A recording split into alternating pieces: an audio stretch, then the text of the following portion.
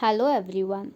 Today we are going to study liberalization, privatization, and globalization. This chapter will help us understand the background of reform policies, mechanism through which the reform policies were introduced, process of globalization and its implications, the impact of reform process in various sectors.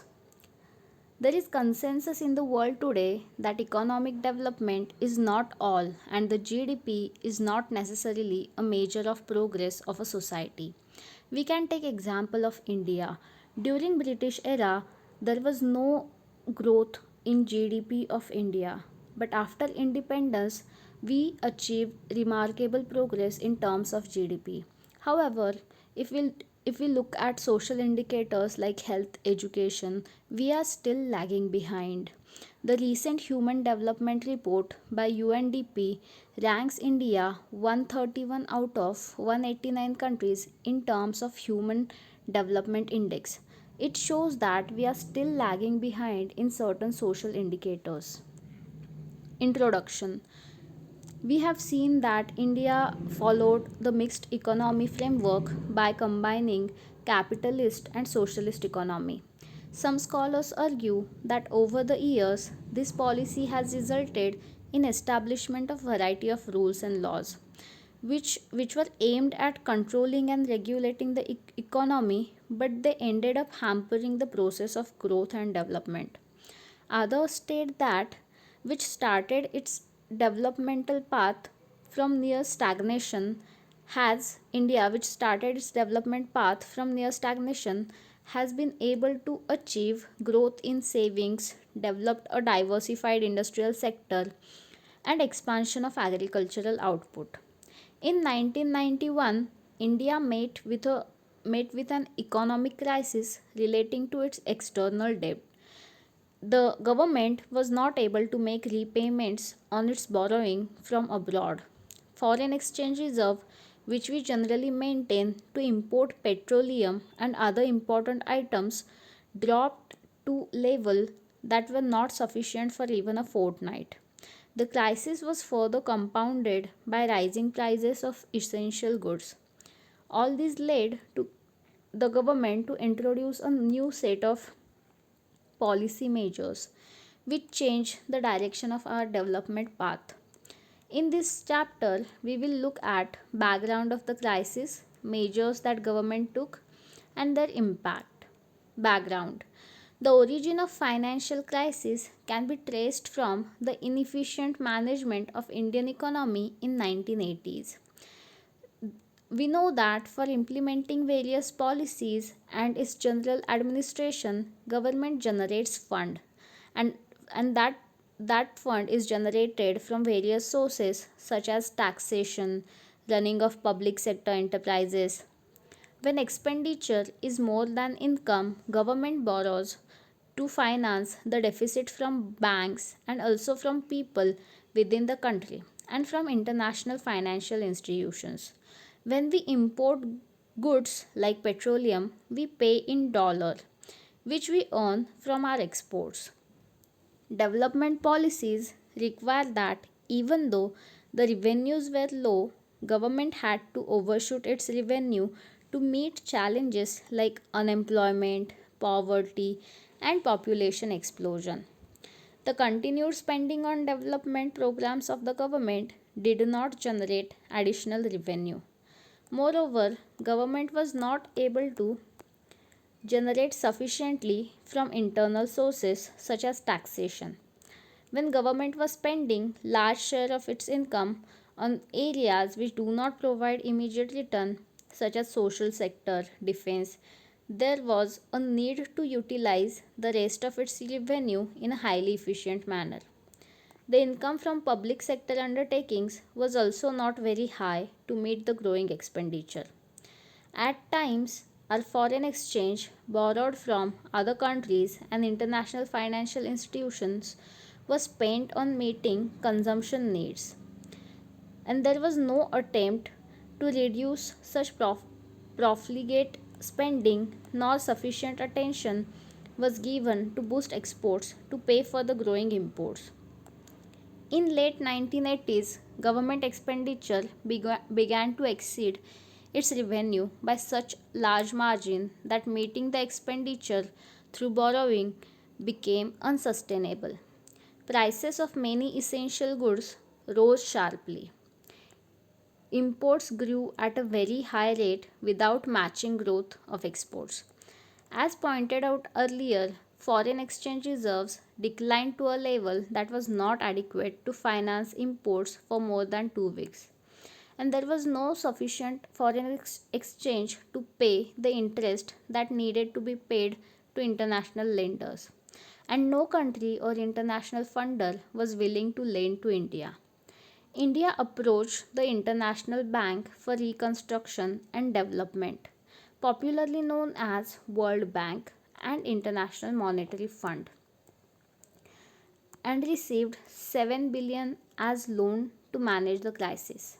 For availing the loan, the agencies expected India to liberalize and open up economy by removing restrictions on private sector and reducing the role of government in many areas and removing the trade restrictions between India and other countries. India agreed to the conditions and announced the new economic policy. It, it consisted of wide ranging economic reforms. The thrust of policies was towards creating a more competitive environment in economy and removing the barrier to entry and growth of firms. This set of policies can be classified into two groups: stabilization measures and structural reform measures. Stabilization measures are short term measures. They are intended to correct some of the weaknesses that have developed in balance of payment and to bring inflation under control. This means there wa- this means that there was a need to maintain sufficient foreign exchange and keep the rising prices under control. On the other hand, structural reform policies are long-term measures aimed at improving efficiency of the economy and increasing its international competitiveness by removing the rigidities in various segments of economy. The government initiated varieties of policies. They are they fall under liberalization, privatization and globalization. First is liberalization. The rules and laws which were aimed at regulating the economic activities became major hindrance in growth and development. Liberalization was introduced to put an end to these restrictions. Though a few liberalization measures were introduced in 80s in areas of industrial licensing, export import policy, technology upgradation, fiscal policy and foreign investment, reform policies initiated in 91 were more comprehensive. They were in the areas of industrial sector, finance sector, tax reform, foreign exchange market, and trade and investment sectors. Deregulation of industrial sector. In India, regulatory mechanisms were enforced in various ways. Industrial licensing, under which every entrepreneur had to get permission from government to start a firm, close a firm, or decide the amount of goods that could be produced. Private sector was not allowed in many industries. Some goods could be produced only in small scale industries. Controls on price fixation and distribution of selected industrial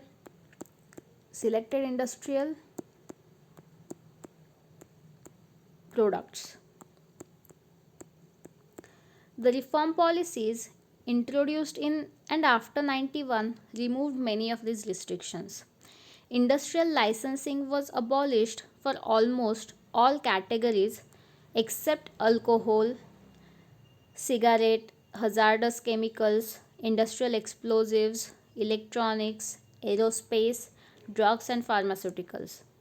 The only industries which are now reserved for public sector are a part of defense equipment, atomic energy generation and railway transport. Many goods produced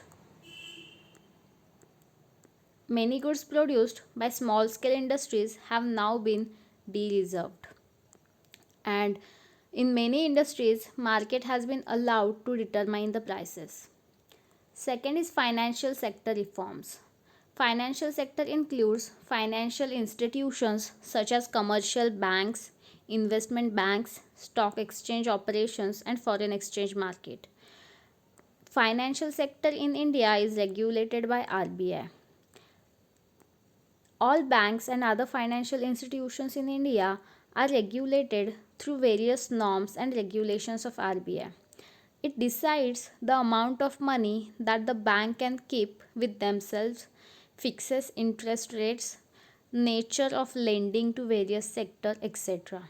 One of the major aims of financial sector reform is to reduce the role of RBI from regulator to facilitator of financial sector. This means that financial sector may be allowed to take decisions on many matters without consulting RBI. The reform policies led to establishment of private sector banks, Indian as well as foreign. Foreign investment limit in banks was raised to around 74%. Those banks which fulfill certain conditions have been given freedom to set up new branches without approval of RBI and rationalize their existing branches. Though banks have been given permission to generate resources from India and abroad, certain managerial aspects have been retained with RBI to safeguard the interest of account holders and nation. Foreign institutional investors such as merchant bankers, mutual funds and pension funds are allowed to invest in Indian financial market. Tax reforms. Tax reforms are concerned with reforms in government's taxation and public expenditure policies. They are collectively known as fiscal policy. There are two types of taxes, direct and indirect. Direct taxes consist of taxes on income of individuals as well as profits of business enterprises. Since 91, there has been continuous reduction in the taxes on individual income as it was felt that high rates of income tax were important reasons for tax evasion. It is now widely accepted that moderate rates of income encourage saving and voluntary disclosure of income. The rate of corporation tax, which was very high earlier, was also reduced. Efforts have been made to reform the indirect taxes levied on commodities, in order to facilitate the establishment of common national market. In 2016, Goods and Service Tax Act 2016 was passed to simplify and introduce a unified indirect tax system. This law came into effect from July 2017. It is expected to generate additional revenue for government, reduce tax evasion, and create one nation, one tax, and one market. Another component of reform in this area is simplification. In order to encourage better compliance on the part of taxpayers, many procedures have been simplified and rates have been lowered. Foreign exchange reforms. The first important reform in external sector was made in foreign exchange market. In 1991, immediate measure to resolve the balance of payment crisis, rupee was devalued against foreign currencies. This led to increase in inflow of foreign exchange. It also set the tone to free the determination of rupee market in foreign exchange market from government control. Now, more often than not, markets determine exchange rate based on demand and supply. Trade and investment policy reforms. It was initiated to increase international competitiveness of industrial production and also foreign investment and technology into economy. The aim was to promote the efficiency of local industries and adoption of modern technologies. In order to protect domestic industries, India was following a regime of quantitative restriction. This was encouraged through tight control over imports and by keeping the tariffs very high. The policies reduced the efficiency and competitiveness and resulted in slow growth of manufacturing sector. The trade policy reforms aimed at dismantling of quantitative restrictions on import and export, reduction of tariff rates and removal of licensing procedure for imports. Import licensing was abolished except in case of hazardous and environmentally sensitive industries. Quantitative restrictions on imports of manufactured consumer goods and agricultural products were also fully removed from April 2001. Export duties have been removed to increase the competitive position of Indian goods in international market. We will see privatization in next part.